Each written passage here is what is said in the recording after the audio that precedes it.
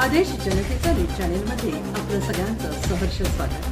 पाहूयात काही ठळक आणि महत्त्वाच्या घडामोडी। आदेश न्यूज नेटवर्क बीड।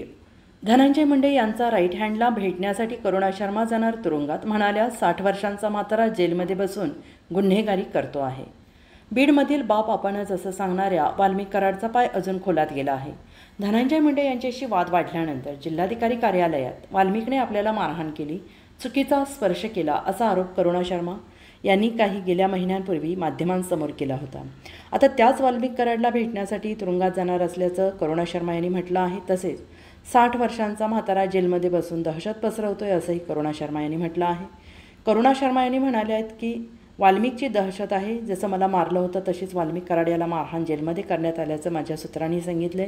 मी बीडमध्ये कराडला जेलमध्ये भेटायला जाणार आहे। त्यांनी 3200 लोकांना खोट्या केसमध्ये अडकवलं आणि जेलमध्ये पाठवलं। आता त्या जेलमध्ये त्याला ठेवलं आहे। नवीन बातम्यांसाठी पाहत रहा आदेश जनतेचा न्यूज चॅनेल।